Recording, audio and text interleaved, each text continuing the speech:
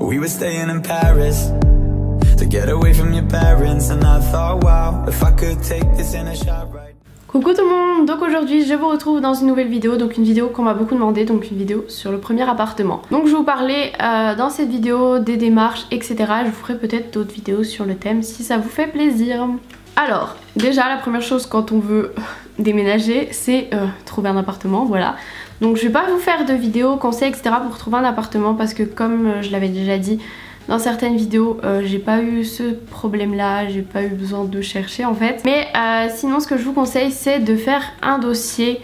Vous trouverez sur internet plein de trucs où ils vous disent quels documents mettre dans ce dossier hein. Et un truc que je vous conseille c'est d'éviter de passer par une agence parce que les frais d'agence ça monte très haut, donc voilà. Après vous faites bien sûr comme vous voulez, si vous avez les moyens de les payer ok, mais si vous êtes étudiant ou autre, c'est pas le meilleur plan. Ensuite, une fois que l'appartement est trouvé, il faut préparer le déménagement, donc c'est-à-dire les cartons, etc. Donc si vous voulez, vous pouvez demander soit à des amis de vous en garder. Il y a des magasins qui vont vous donner des cartons, même si vous bossez quelque part, vous pouvez demander qu'on vous garde les cartons, etc. Il n'y aura pas de souci pour ça, je pense. Ensuite, de bien fermer vos cartons, mais ça je pense que voilà, c'est normal. Et de surtout noter ce qu'il y a dessus, parce que moi je l'ai fait pour certains et pour d'autres non. Donc c'est pas forcément pratique. Ou sinon ce que vous pouvez faire c'est noter la pièce, par exemple salle de bain, chambre, etc.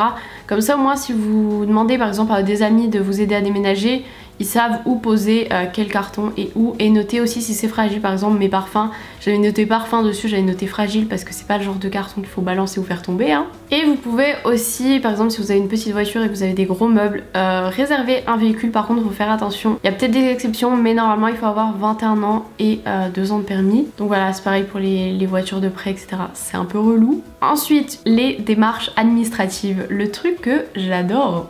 Donc par rapport au gaz, électricité, je suis désolée si je regarde, j'ai tout noté sur mon téléphone, c'est d'appeler le fournisseur. Donc après ça dépend si le compteur est ouvert ou fermé, etc. Ça franchement je m'y connais pas trop. Moi il était ouvert, du coup vous pouvez prendre soit un nouveau fournisseur, soit le même que les anciens locataires. Comme ça au moins ça vous évite de tout refaire, vous avez juste à dire que vous reprenez le contrat et voilà. Faut faire pas mal de jours avant parce que si vous vous retrouvez à déménager, que le compteur est fermé et que vous avez plus rien, la petite douche froide elle sera bien sympathique.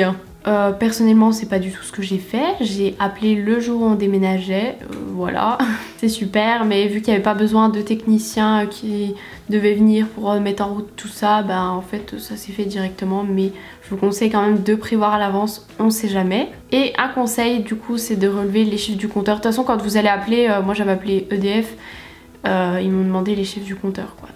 Donc n'hésitez pas à demander au propriétaire où ça se trouve, etc. Comment ça s'ouvre parce que les miens ils sont fermés, comme quasiment tous je pense. Donc voilà, moi j'ai appelé EDF et ils m'ont fait électricité et gaz en même temps parce que normalement il y a EDF et GDF. Moi j'ai fait tout en même temps en fait. Donc vous pouvez tout faire par téléphone, hein. Ils vous demandent votre compte bancaire, votre adresse, blablabla, si vous avez déjà un compte EDF ou pas. Ensuite pour l'eau, ça dépend si c'est individuel ou collectif, donc je saurais pas trop vous expliquer. De toute façon vous demandez au propriétaire, ils vont très bien vous le dire. Donc soit c'est collectif et du coup en gros ça mélange tout ce que tout le monde utilise et ça divise par le nombre de gens. Merci pour ton explication Emma. Ou soit c'est individuel. Donc dans tous les cas je vous conseille quand même de relever pareil le compteur d'eau, on sait jamais. Ensuite très important, internet. Le téléphone, mais personnellement on n'a pas pris le téléphone fixe parce que je m'en sers vraiment pas. Du coup on a un numéro de téléphone fixe mais on n'a pas de téléphone. Donc ça vous pouvez tester, il y a plein de sites pour tester si vous pouvez avoir la fibre, si d'ailleurs vous la voulez parce que vous n'êtes pas obligé de la vouloir. Après ça dépend, je peux pas vraiment vous conseiller un opérateur. Là on est chez Orange ici, on a la fibre, tout se passe très bien. Chez mes parents on était chez Free, ça allait nickel, avant on était chez SFR, pas de soucis, enfin bref. Ça dépend vraiment d'où vous habitez, il y a certains endroits tel opérateur sera mieux parce que ça captera mieux et d'autres, enfin bref. Et aussi pour le dégroupage, donc j'avais eu du mal à comprendre ce que c'était. Alors en fait si vous demandez le dégroupage total, c'est l'opérateur qui propose le téléphone et vous êtes plus client France Télécom, donc vous payez plus France Télécom. Ça franchement j'ai pas tout compris mais du coup je l'ai pris comme ça. Voilà.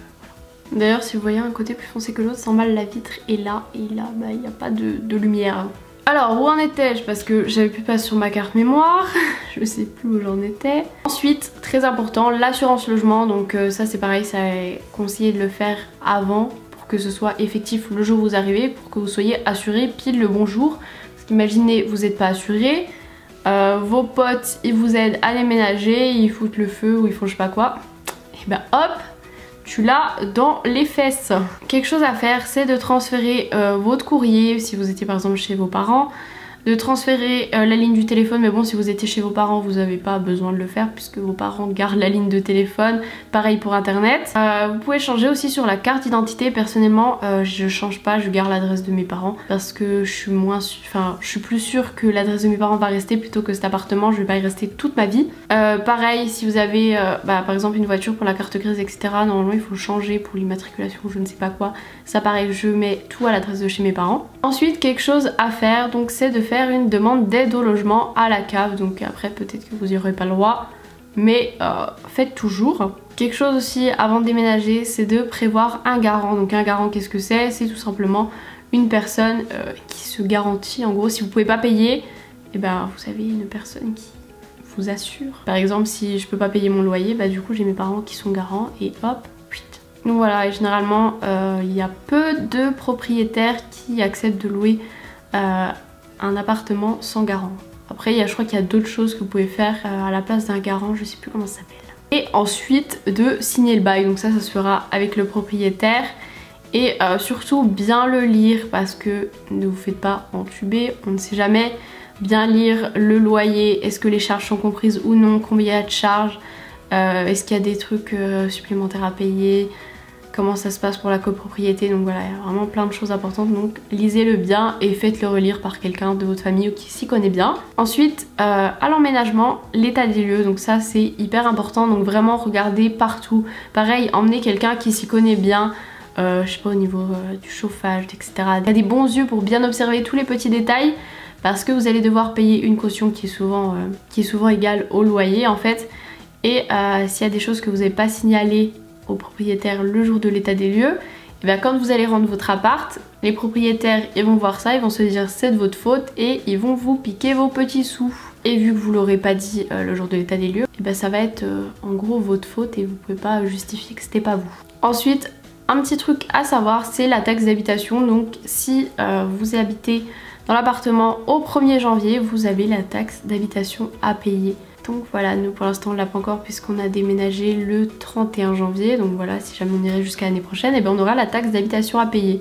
Et ça pour savoir à l'avance, je sais pas trop comment on peut savoir. Je pense qu'il y a des trucs peut-être sur internet parce que suivant les quartiers, suivant les villes, ça change quoi. Donc voilà, je pense que je vous ai à peu près tout dit, je pense que j'ai rien oublié, enfin en tout cas moi c'est toutes les démarches que j'ai fait, il me semble pas avoir fait d'autres choses. Donc si vous voulez une vidéo, donc on m'avait beaucoup demandé de faire une vidéo sur les indispensables des meubles à avoir pour un premier appartement. Après je pense que les meubles franchement c'est un petit peu logique, mais personnellement j'ai quand même regardé des listes sur internet au cas où, parce qu'il y a les meubles mais il y a aussi tous les petits trucs. Donc par exemple vous faire une vidéo sur les premières courses, donc soit les basiques de l'alimentation ou tous les basiques genre je sais pas, les ustensiles de cuisine, les balais, les trucs de la salle de bain à voir. N'hésitez pas à me demander si ça vous intéresse. Sur ce, je vous fais de gros bisous et je vous dis à plus tard pour une prochaine vidéo.